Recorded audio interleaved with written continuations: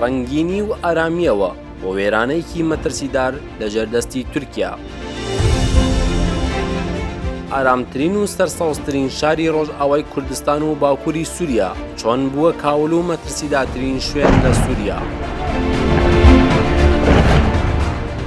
هەرێمی عەفرین سێەم هەرێمی باکوور و ڕۆژهەڵاتی سووریا بوو کە لە 21 ساڵی 2018 لەلایەن دەوڵەتی تورک و چەتەکانیەوە هێرشی بەرفراوانی زەوینی و ئاسمانی کرایە سەری. رووسیا لە بەرامبەر ڕادەستکردنی هەرێمی غوتەی شەرقی لە دیمەشق بە ڕەژیمی ئەسەد لەلایەن تورکیا و چەتەکانیەوە گڵۆپی سۆزی بۆ داگیرکردنی عەفرینی هەڵکرد.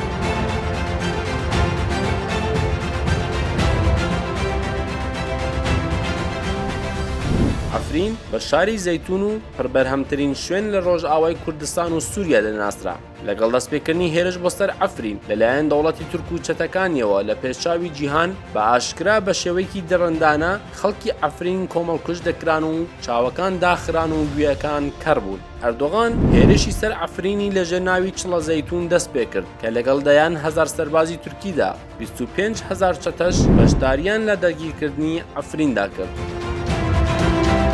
لەگەڵ داگیرکردنی عەفریندا دەستکرا بە گۆڕینی ناوی گوند و شوێنەکانی عەفرین. ناوی گۆڕەپانی ئازادی لە عەفرین لە پاش داگیرکردنیەوە کراوە بە گۆڕەپانی ئەتاتۆرک و گۆڕەپانی کاوەی ئاسنگەر گۆڕدراوە بۆ گۆڕەپانی چڵە زەیتون. ناوی گوندی قەستەلمەغداد گۆڕدراوە بۆ سەلجوق ئۆباسی. گوندی کۆتانا کراوە بە زافر ئۆباسی. زمانی تورکی کراوە بە زمانی فەرمی خوێندن لە خوێندنگاکاندا و ئاڵای تورکیا و وێنەی ئەردۆغان و ئەتاتورک لە پۆلەکان هەڵواسراون. هاوڵاتیانی عەفرین ناچار دەکرێن ناسنامەی تورکی دەربکەن و بە دراوی تورکی مامەڵە بکەن. لە پاش داگیرکردنی عەفرینەوە 604 هاوڵاتی شەهید بوونە کە 498 کەسیان لە ئەنجامی بۆردمان و تۆپبارانەکانی دەوڵەتی تورکدا بووە و 82 کەس لەژێر ئەشکەنجەدا کوژراون. لە ناویاندا 70 ژن هەبووە و 68 ژنیش دەستدرێژی کراوەتە سەریان. 696 مەدەنی لە ئەنجامی بۆردمانەکاندا بریندار بوونە کە لە ناویاندا 303 منداڵ و 213 ژنیش بوونە.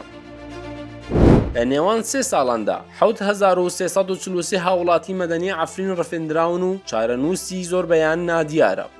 عەفرین بە وڵاتی زەیتون دەناسرا کە 202,000 هێکتار زەوینی کشت و کاڵی بە 18 ملیۆن داری زەیتونەوە هەبوو کە لەو بڕە 12,000 دار بەرهەمیان ئەدا. لە ماوەی 3 ساڵدا 314,400 داری زەیتون براونەتەوە و 11,000 داری زەیتون و 11,000 هێکتار زەوینی کشت و کاڵی سوتێنراون.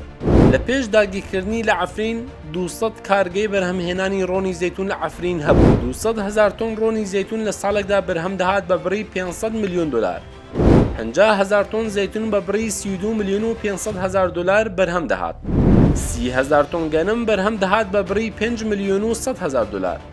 واتە تەنها لە بەرهەمی زەیتون و گەنمدا ساڵانە بڕی 537 ملیۆن و 600,000 دلار بەرهەمی عەفرین لەلایەن دەوڵەتی تورک و چەتەکانیەوە بە تاڵان دەبرێت جگە لە داهاتی بەرهەمی کشت و کاڵیەکانی دیکە وەکو هەنار، گێلاس، ترێ و هەروەکی تر.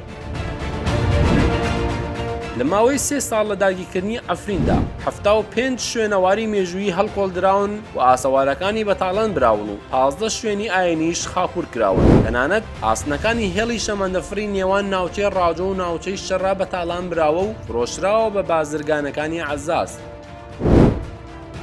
بە داگیرکردنی عەفرین زیاتر لە 300,000 دانیشتوانی ڕەسەنی عەفرین لە شوێنی خۆیان کۆچیان پێکراوە. ئێستا لە عەفرین 400,000 کەس خەڵکی شوێنەکانی دیکەی سووریا لەسەر ماڵ و سامانی کوردان جێگیر کراون. بەم شێوازەش شارە ڕەنگین و سەرسەوزە ئارامەکەی ڕۆژئاوا ئێستاکە بووەتە وێرانەیەکی مەترسیدار لە ژێردەستی دەوڵەتی تورک و چەتەکانیدا لە سووریا.